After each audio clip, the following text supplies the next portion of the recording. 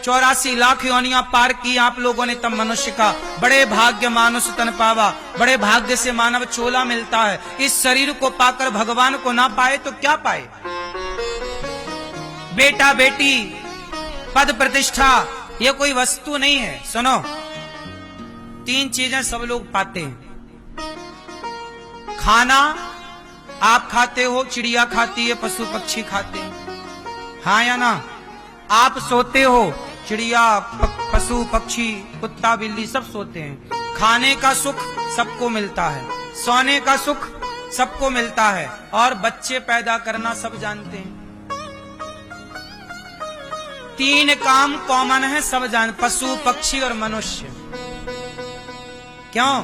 बच्चे केवल आप लोग ही पैदा करते हो, कुत्ता बिल्ली नहीं, वो भी जानते हैं। सांसारिक सुख पक्षी भी ले रहे हैं, पशु भी ले रहे हैं, और तुम भी ले रहे हो। खाने का सुख पक्षी भी ले रहे हैं, पशु भी, तुम भी। सोने का सुख सब ले रहे हैं। ये 3 सुख सबके लिए ईश्वर ने बनाए हैं, लेकिन भगवान ने हमें मनुष्य बनाया है, कुत्ता नहीं बनाया, बिल्ली नहीं बनाया, पक्षी नहीं। बड़े भाग्य मानुष तन पावा, आप बड़े भाग्यशाली हैं कि ईश्वर ने आपको मनुष्य बनाया है। इस मनुष्य को पा करके क्या पाना है? ये अवसर है, यह एक मौका है। मानव शरीर मिल गया मतलब मौका मिल गया। क्या मौका? कुत्ते के शरीर से भगवान को ना पाया जाएगा।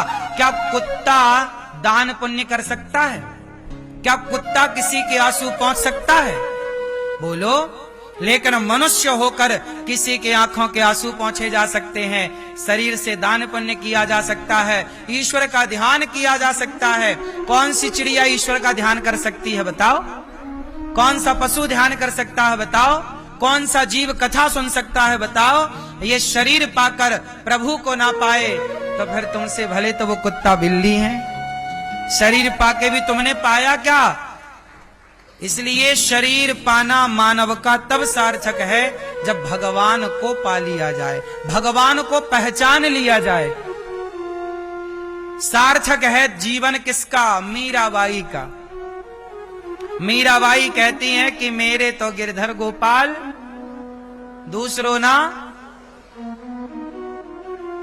भगवान के सिवा कोई नहीं। इतनी सी बात समझ में आ जाए तो आपका कल्याण हो जाएगा। लेकिन आपको पूरी जिंदगी में इतनी सी बात समझ में नहीं आई कि आपका कोई नहीं है। चलो बताओ, जो लोग आपके हैं उनके नाम बताओ। आपके जो लोग हैं उनके नाम बताओ। मैया आपका कौन? तो अभी किसके लिए आना था आपको अगले जन्म में? झूठी मैया बयान बदल रही है मेरी माँ।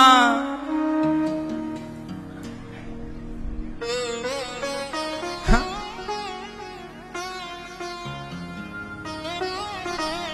चलो बताओ।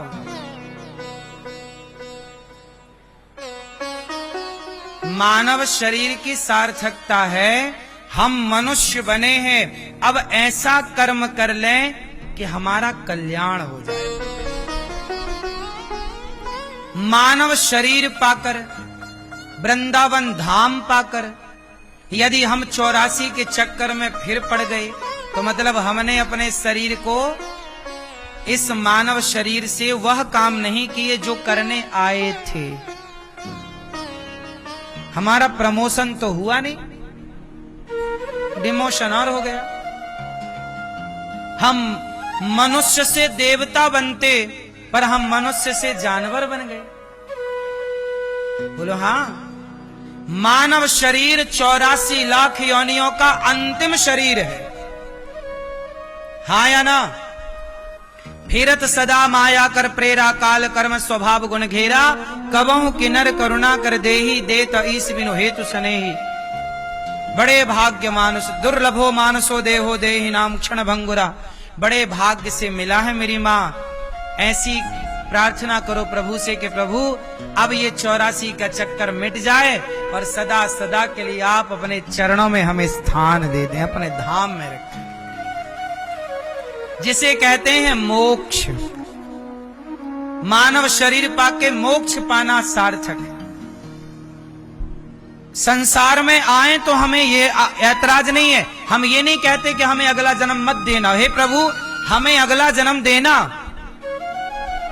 तो हमारे संत कहते हैं कि प्रभु यदि हमारा अगला जन्म हो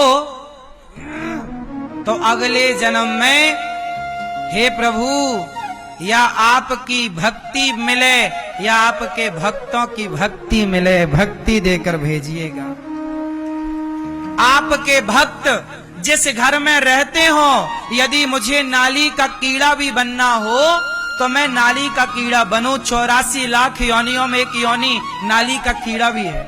तो हे भगवान यदि मुझे नाली का कीड़ा भी बनाना, मेरे पापों के कारण यदि मुझे अगले जन्म में नाली का कीड़ा ही बनना बदा है, निश्चित है, तो मुझे ऐतराज नहीं, मुझे कीड़ा बनाना, पर उस घर की नाली का जिस नाली से आपके स्नान का प्रभु आपके स्नान का जल गुजरता हो, उस नाली का मुझे कीड़ा बना देना।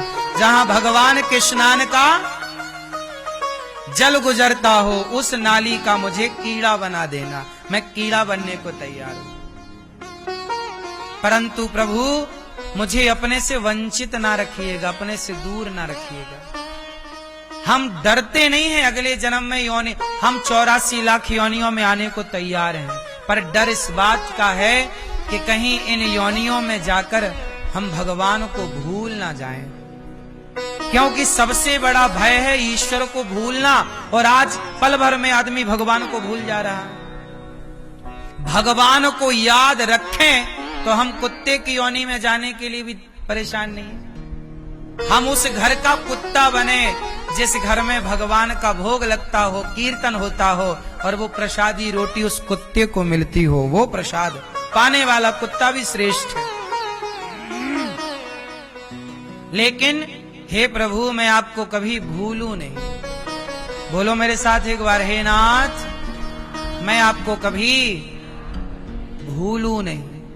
सदा भगवान का स्मरण रखिएगा, सदा भगवान को याद। मानव शरीर है ना, ईश्वर को याद करने के लिए मिला है, लेकिन हम उन्हें भूल गए, बाकी सब कुछ याद है।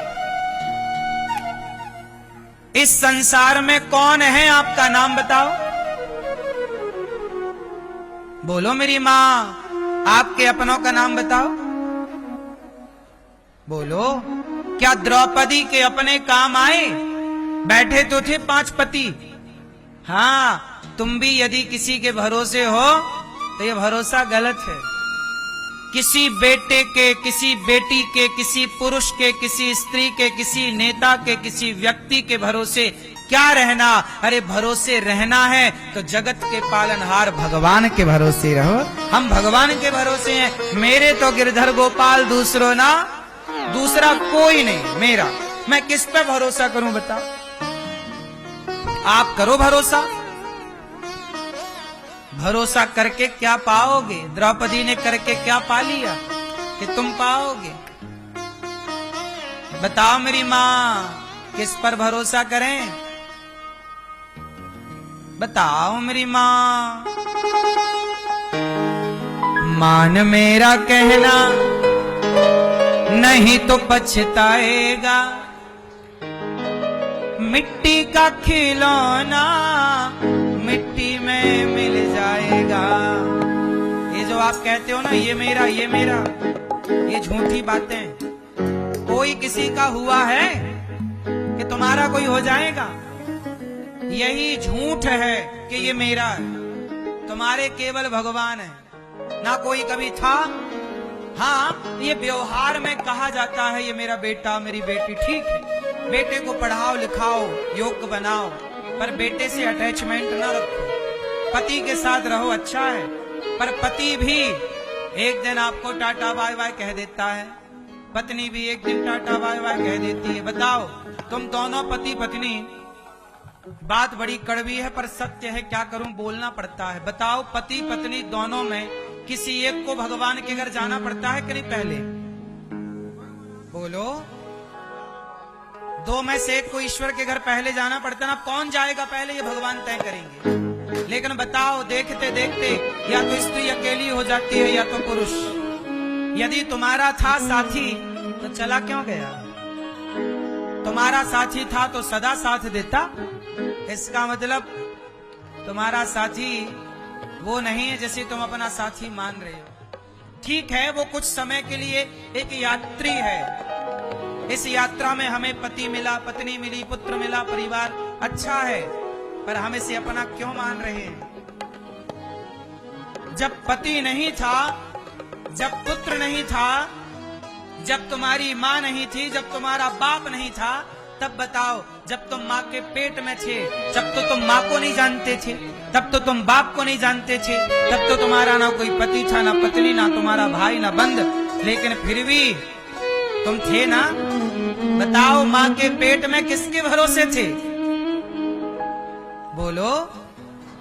तब कौन पेट भरता था तुम्हारा? कौन खाना देता था? हाँ, वही है पालनहार, जिसने तुम्हारा माँ के पेट में तुम्हारा पालन किया, वही संसार में भी तुम्हारा पालन करता है। पर तुम भूल गए उस भगवान को, भूल गए उस पालनहार को, और संसार में मिले यात्रियों को आप अपना कहते गए, ये मेरा, ये मेरा, ये मेरा।